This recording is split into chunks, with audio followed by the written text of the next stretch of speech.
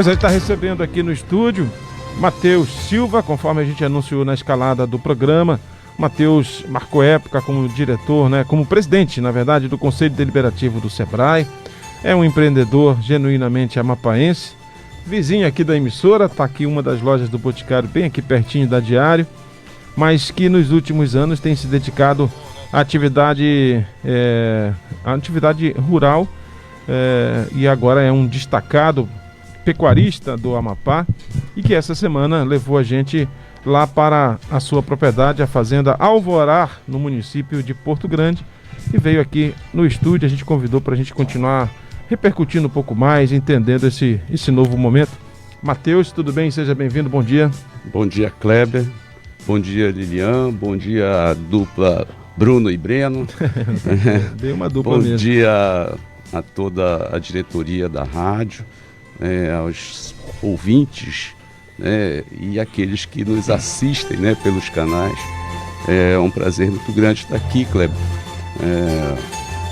A gente conseguiu essa disponibilidade, Já tivemos por diversas vezes o convite e, infelizmente, em outros momentos não deu para estar aqui, mas com todo prazer e agendado e colocado no despertador para não passar, a gente está aqui. Muito bacana, obrigado mesmo. E agora você falou isso, eu lembrei que foram várias vezes que acabou a gente convidando, nunca encaixava assim, às vezes, de você estar com a gente aqui. Verdade, mas era para ser. Estou aqui ao vivo colocando, me penitenciando com você. Mas olha, Matheus, e fala, vamos relembrar aí, essa família empreendedora, essa trajetória de vocês, começa com quem? É o pai de vocês? É verdade. A nossa família, os meus pais, nós temos essa característica, esse DNA, que eu acho muito importante ressaltar. Você há pouco, fora do ar, me comentava isso. Os meus pais, eles eram 4 irmãos sócios, que iniciaram, são pessoas aqui das ilhas, do Afuá. Uhum.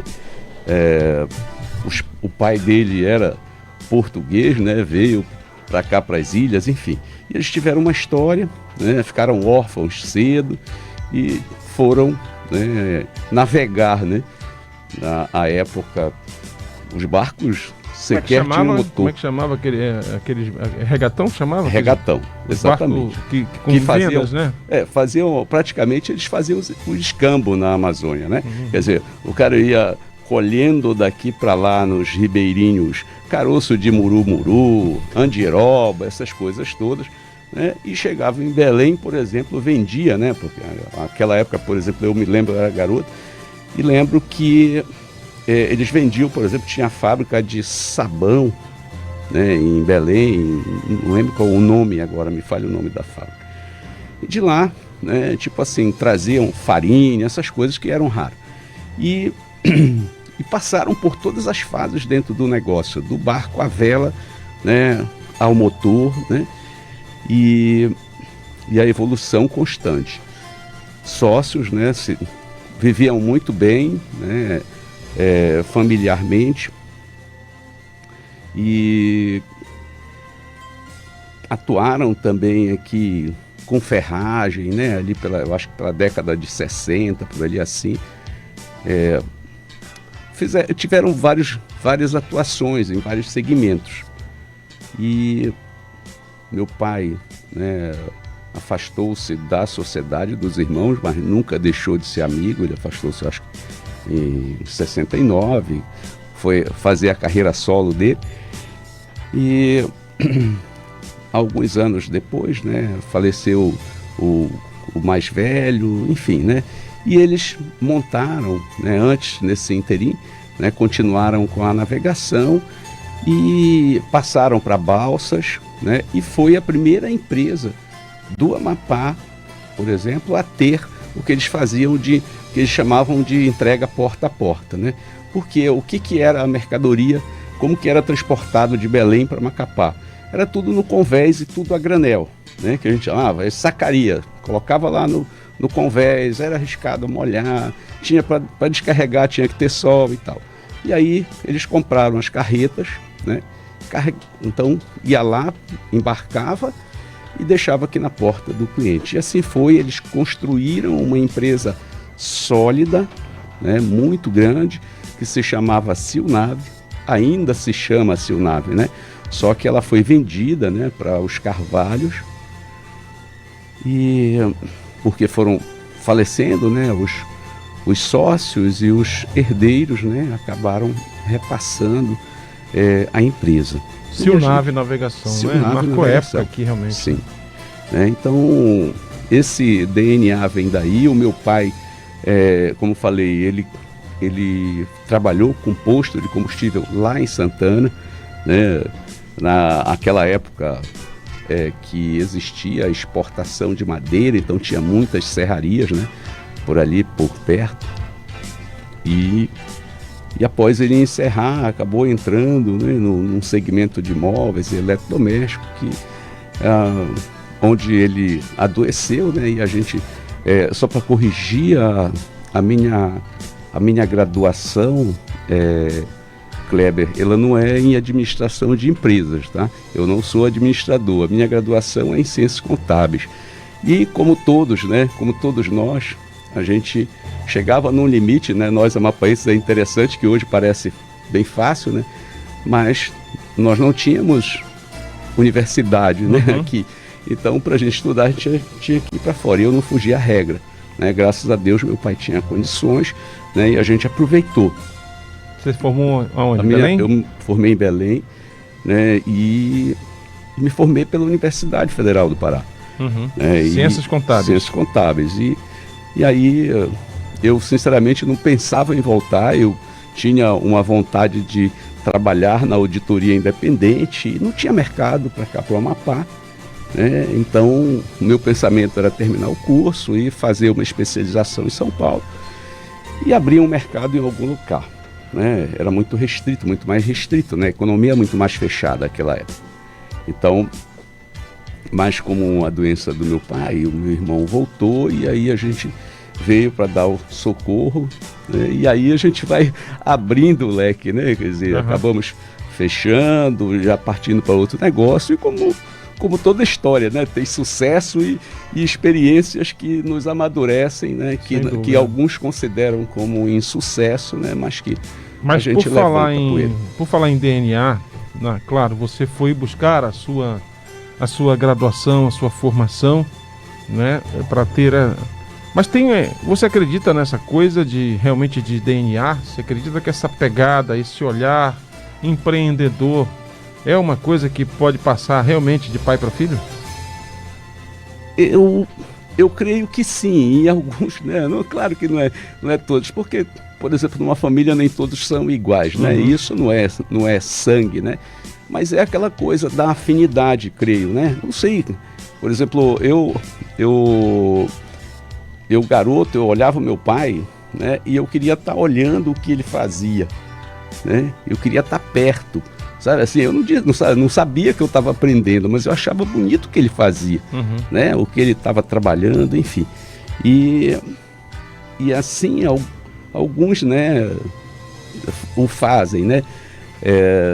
Muito mais prático hoje, né? Mas tem aquela coisa do querer, da opção, né? Porque empreender, né, significa abrir mão também de muita coisa, né? Então, às vezes, eu sinto que não é essa coisa genética em si, né? Mas é uma visão de mundo também, né? Que pode ser, né, digamos, em qualquer atividade, né? Mas, por exemplo, na nossa, que a gente tem o segmento do comércio, da venda, enfim, a gente tem que abrir mão, né? E às vezes, né, os jovens fazem a opção deles, não, eu não quero esse caminho, né? Eu não quero, entre aspas, este sacrifício, né? Porque a gente, como atendente de um mercado, né? A gente não pode dar a hora. O senhor aqui, né, na relação empreendedora é o consumidor. William, fica à vontade. Assim, eu acho que é também uma questão de ter gás, né? Não é todo mundo que tem aquele gás de empreender, de saber que não, às vezes não vai ser de primeira que acontece, que tem que lutar, que tem que ter olho, que tem que, como você falou, abdicar de muitas coisas, prestar atenção em muitas coisas. Tem que ter aquela mão firme para o seu negócio, né? Para crescer e desenvolver. É verdade, né? E a gente tem a questão, porque assim, né, ela não é as atividades, elas não são simplesmente uma questão matemática, né? Todas, até que pareçam muito matemáticas, muito cartesianas, ela não é, né? Porque todos nós lidamos com seres humanos, né? O que nós estamos fazendo aqui, o que vocês, a equipe está fazendo, né, é entender esse público, né? E nós não podemos passar desapercebido, né? Nós vemos algumas atividades aí que precisam, por exemplo, de você para ter, né, essa atividade, acesso ao serviço dessa atividade, você precisa fazer uma agenda. Aí você chega lá e diz, não, ainda não está aberta a agenda, mas para quando é a agenda, entendeu? Quer dizer, é um mercado ainda muito restrito, mas isso vai acabar, né? Nós estamos vendo aqui a transformação do online, né?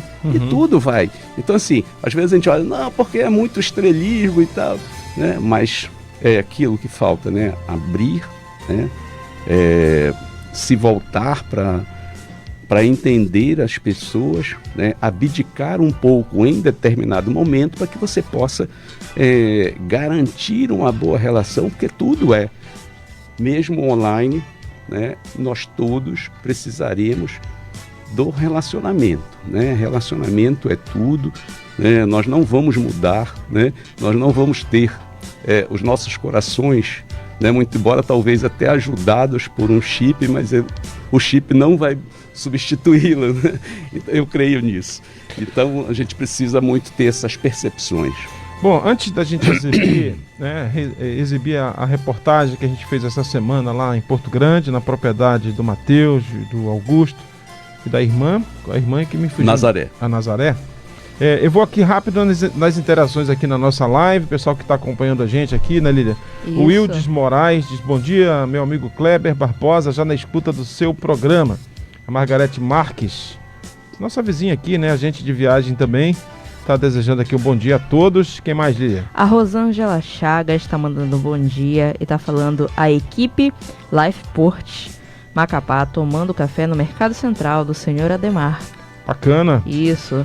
O Valdeir Ribeiro está mandando bom dia e está mandando um bom dia especial para seu querido amigo e irmão Matheus Silva, grande empreendedor amapaense. Bacana. O Marlúcio Trindade disse, abraço, Serráqueo, ligado no programa. Serráqueo, uma carinhosa saudação de quem nasceu na Serra do Navio. De tão apaixonado pelo lugar que já são chamados de Serráqueos. E o Gi Macedo aqui também tá mudando. Bom dia, amigo. Esta semana fiz o trecho da BR-156, Calçoene Macapá, na minha bizinha, junto com o meu amigo Thor. É o Thor, o cachorro motoqueiro. O cachorro motoqueiro. Me fez a pergunta por que não produzimos alimentos no Cerrado. Me faz a pergunta por que não produzimos cerrado no mercado. Não, alimentação no Cerrado Amapaense. Perdão. Alimentação no Cerrado Amapaense, mas produzimos cavacos de madeira. Gim Macedo, né? Valdeir, tá aí. Se quiserem comentar aí as interações dos internautas aí, fique à vontade. Valdeir, né? Valdeir, né? Meu grande amigo, irmão, também, como você fez referência, né, à minha passagem pelo Conselho Deliberativo, né, do Sebrae, foi né, um dos diretores na minha gestão, assim como outros, né, mas a gente tem, né, um relacionamento, né, de épocas, né, mais remotas. O Valdeir é um empreendedor, né, um empreendedor nato, chegou aqui para empreender, né, trazido, né, por uma outra empresa para empreender, né, e aqui ficou, né, e aqui Ele é goiano, né? É goiano, né? Já está o quê? Mais de 20 anos aqui. 20, salvo engano, só de ACIA ele deve ter uns 70. Não, brincadeiras à parte, mas ele só de participação, por exemplo, de entidade, da associação comercial, sempre esteve atuante, e é uma pessoa que eu reputo, né, um dos bons caráteres, né, que está no nosso meio. Muito bacana. Bom, vamos exibir então, para você que ainda não assistiu, né? Eu convido você, se você está só na FM, pegue um celular aí, entre no Diário do Amapá no YouTube, ou pode procurar nossa página no Facebook, jornalista Kleber Barbosa. A gente vai exibir a reportagem, ela tem 7 minutos. Foi uma incursão, digamos, que a gente fez lá na propriedade do Mateus, do Augusto da Nazaré, a fazenda Alvorá. Solta aí, Bruno.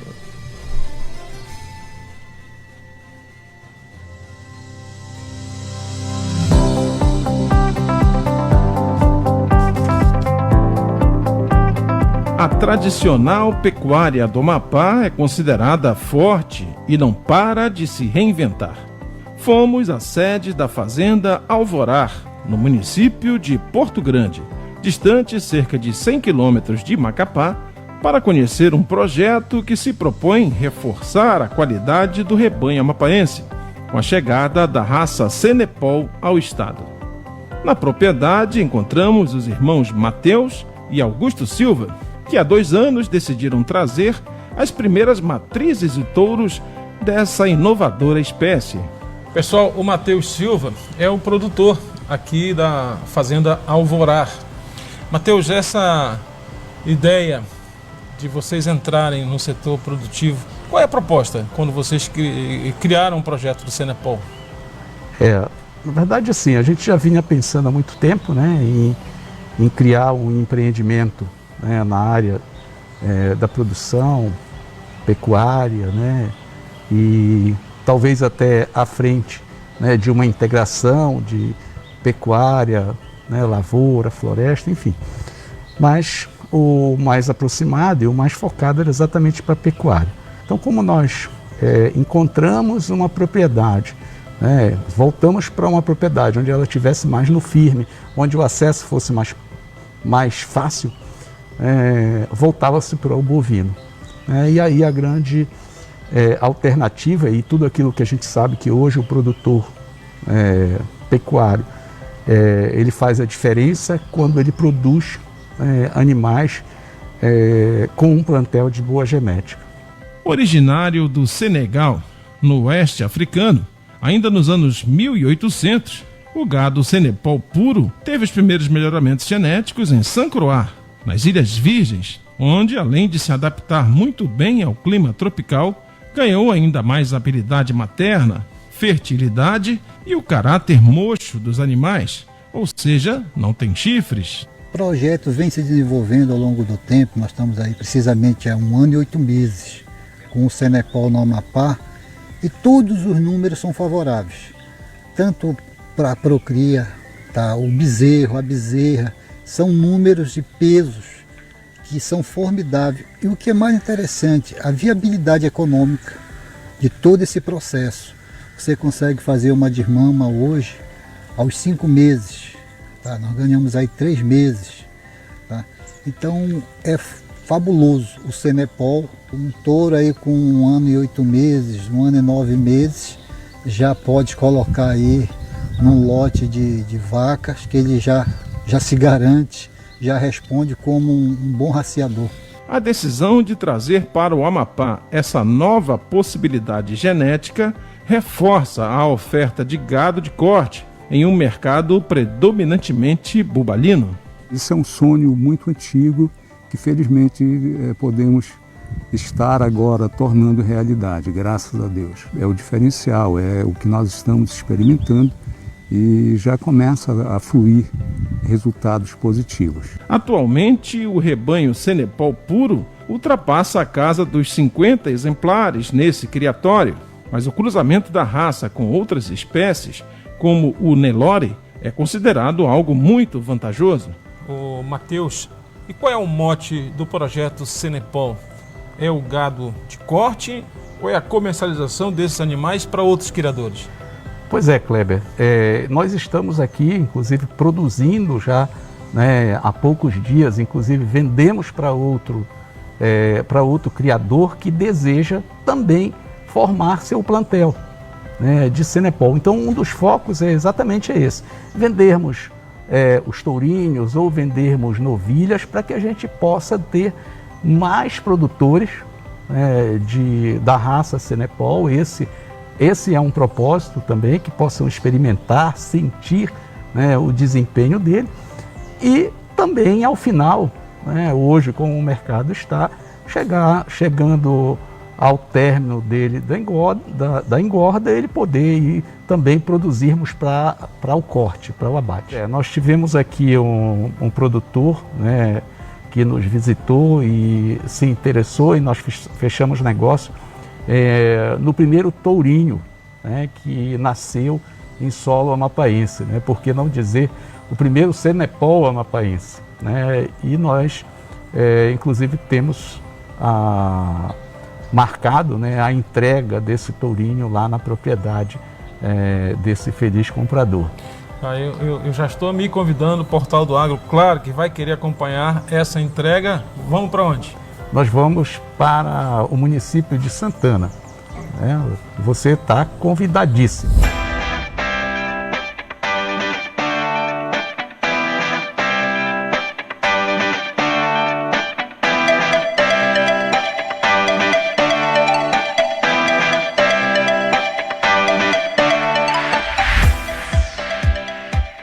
Olha só a chegada do primeiro tourinho Senepol genuinamente amapaense, a sua nova morada.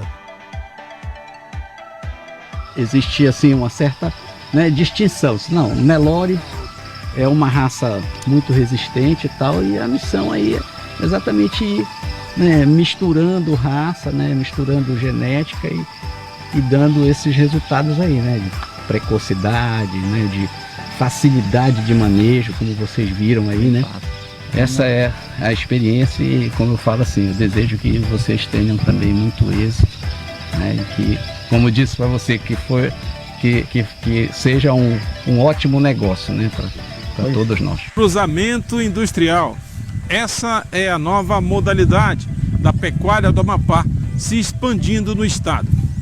A gente vai acompanhar os desdobramentos a partir dessa experiência bem-sucedida aqui na Fazenda Alvorar. Lembrando que você pode ajudar a gente a produzir conteúdo para o Portal do Agro. Mande um e-mail para a gente, contato@portaldoagro.com. Portal do Agro, agronegócio na Amazônia. A gente se vê, pessoal. Bom, tá aí, portanto... tá aí a reportagem que a gente fez. A gente queria registrar aqui, agradecer ao John FTP, né? Que assina as imagens junto com o nosso Breno Barbosa. A segunda parte da matéria, as imagens são do Breno Barbosa, que está aqui no estúdio com a gente, nosso produtor. E foi uma experiência muito prazerosa para a gente. Lá nós, na nossa página Para o Campo, Portal do Agro, a gente quer muito voltar também para a área da pecuária do Amapá, tão tradicional, né, Matheus? E a pegada, a chegada do gado Senepol vem a se somar, né? Acrescentar. Essa é a história. Verdade. Você toca assim que a pecuária, né, do Amapá, a sua fortaleza e tal, e salvo equívoco, eu percebo assim, né? Por exemplo, municípios, né, tradicionais como o Amapá, né, o município de Amapá e outros, né, a minha percepção, né, é de que aqueles criadores, né, que faziam a história, né, parece assim que seus descendentes, né, estão deixando de produzir, né, esses bovinos lá, sejam por quais motivos sejam, né, aquilo que a gente fala assim, as dificuldades são muitas, né, e acabam desestimulando, creio, às vezes, causando desmotivação. Mas o nosso papel é exatamente esse, né? Mostrar que existem outros caminhos, se mais pessoas se juntarem, né? Fica mais fácil, por exemplo, porque precisa trazer os insumos, trazer, digamos assim, 100 sacas de insumo é uma logística, trazer 1000 sacas de insumo será outra. Então eu posso juntar 10 produtores para cada um trazer 100 e assim, né, faz o coletivo, né, e se pode baratear custos, trocar ideias, enfim. Aqui na nossa assistência, o pessoal que está na live aqui, o Valdeir Ribeiro disse, belíssima matéria, show, parabéns. O promotor de justiça aposentado, a gente falou nele antes do programa, né? Dr. Paulo da Veiga Moreira, ele disse, vou mostrar essa matéria aos agropecuaristas aqui da região de Senador Firmino e de Vinésia, em Minas Gerais, para incentivá-los à criação do gado Senepol. Se tem por aqui, não sei. Parabéns para os pecuaristas aí do Amapá. Isso mesmo. O Marcelo Crião também deixou um comentário aí, uma pergunta, sim, né, Lília? Sim, Kleber. Ele perguntou quais as dificuldades de infraestrutura e logística para criar o Senepol no Amapá. Obrigado, Marcelo Crião. Ok. Bom dia, Marcelo Crião, grande irmão, conhece muito, é agrônomo, né, também. Bom, a princípio a nossa dificuldade era trazer as matrizes, né? Muito embora parece, né, o quantitativo, mas a gente acha importante essa logística para trazê-los, né? Porque as regiões, né, mais produtoras e que produzem realmente qualidade, aí a gente tem que ir a dedo, né, ver os produtores, né, que produzem realmente matrizes para poder fazer o diferencial. Já é essa logística, né? Mas assim, aqui, para trazer aqui, para a adaptação dele, não existe dificuldade, tá? Aliás, é uma facilidade, porque como a gente pode ver, até ressalto no próprio vídeo e ali no fechamento, você vê um animal que ele foi transportado de Porto Grande até o município de Santana, ali no caminho de Mazagão. Ao descer, você pega ele no cabresto e desce, ele dá o exemplo da docilidade e da facilidade de manejo. Qualquer criança maneja com ele, né?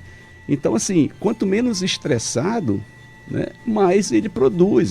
Ele é robusto, né? Ele se cria, né, precoce, né? Então, já é um gado que é exatamente o que o Kleber colocou das origens dele, né? Ele é uma mistura, né, de uma raça chamada Damas, né? Me perdoem se a pronúncia não for essa. Que era um gado lá do Senepol, muito forte, né? Senegal.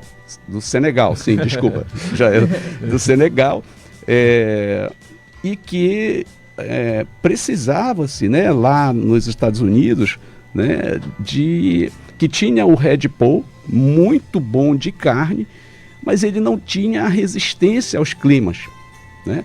Então foi que eles experimentaram esse cruzamento, né? E essa adaptação, por exemplo, passados anos aí, né, séculos até, hoje a gente tem, né, o Senepol, um animal extremamente adaptado ao nosso clima, né? Então essas dificuldades de clima, né, ele ultrapassa e convive muito bem. Não há distinção, né, ou cuidados especiais, né, para esse manejo com ele. Ok, muito bem. Olha, Matheus, a gente queria realmente agradecer. O programa está bem dinâmico ainda, temos ainda mais 3 convidados. Queria te agradecer a oportunidade, o convite para a gente estar lá. Tem uma segunda propriedade que essa merece também uma segunda visita da gente, porque ela é emblemática, não é? Que é a Fazenda Campo Verde, que agora faz parte do grupo de vocês. E ela está ligada à história de produzir alimentos para o projeto industrial encabeçado pela mineradora Icome aqui nos anos 50, é isso? Exatamente, é uma propriedade, né, que ela foi aberta, que a gente chama, né, nos idos de 60, né? Existem aí no porta-retrato, enfim, outras e outras histórias, e você que é serrano, né? Aham. Você me falou inclusive da revista, né? E que a gente tem registro, e é uma das coisas que a gente quer, né? Montar, Kleber, sabe? A história daquela área, né? O respeito a todos aqueles que produziram, né? Construir essa história. Aliás, permanecer com a história, que é muito, que eu sou amapaense, mas é muito do que nós fazemos, nós perdemos a história, certo? Sem Então eu reputo e sou encantado com aquela propriedade. Tá? Uma das coisas que nós temos um compromisso, por exemplo, nós vamos fazer, né, o reflorestamento das nascentes de rio. Lá dentro dessa propriedade passa um rio importante para nós aqui, que é o Rio Matapi. Sem dúvida. Inclusive, Valdeir Garcia, assessoria do Sebrae mandou para a gente aqui. Daqui a pouco tem uma nota, a gente vai ler essa nota antes do final do programa, a respeito desse, digamos, impasse aí, esse imbróglio ainda a respeito da eleição do Conselho Deliberativo do Sebrae de quase 3 anos, não é? E a gente daqui a pouco tem esse posicionamento, mas o Valdeir tinha um dos projetos para ser colocado em prática aí. Ele também é absolutamente encantado com essa história do Encontro dos Serranos, né, que acontece já há alguns anos, e a ideia é dar um caráter institucional. O Sebrae abraçar essa causa desse resgate da memória, porque diz que um povo sem memória... Tem uma frase que diz alguma coisa assim, que agora me fugiu a frase correta. Mas o Sebrae pode chancelar alguma coisa para resgatar. Meus pais, que moram na Serra, acabaram criando um mini museu do manganês. Esse mini museu funciona na casa deles e é basicamente alimentado de doações de apetrechos. As pessoas vão lembrando, ele juntou as próprias documento, uniforme, capacete, aquelas coisas básicas, fotografias, e agora não para de chegar doação. Agora mesmo o cineasta, como é o nome do cineasta, meu Deus, fugiu agora o nome dele aqui, que é o autor do filme biográfico do Augusto Antunes, tem imagens raríssimas do Amapá dos anos 40, 50, eu vou até te presentear um exemplar. O Mini Museu do Manganês, lá na Serra do Navio, comercializa esse exemplares desse filme, e entre outros apetrechos aí, bandejão do restaurante. Agora doaram a coleção da revista Icome em Notícia, que é um acervo fantástico. Eu sugeri a ele, ao meu pai inclusive, digitalizar isso, botar um totem lá para as pessoas, para evitar estar manuseando a revista com todo esse tempo. Enfim, e já que você também falou, tem um capítulo importante que é a da Fazenda Campo Verde. Perfeito. Agora, Kleber, se me permite, né, eu vou parafrasear você, tá? Assim, e eu vou me convidar para conhecer o mini museu do seu pai. Perfeito, perfeito. Mas o filme eu tenho aqui exemplares do filme, eu vou te dar mais tarde para você assistir em casa. Obrigado. Que é uma joia realmente, é um documento. Matheus, obrigado, tá? Até a próxima. Obrigado a vocês, né? Um bom programa, né? Enfim, um bom final de semana a todos, tá? Um bom dia.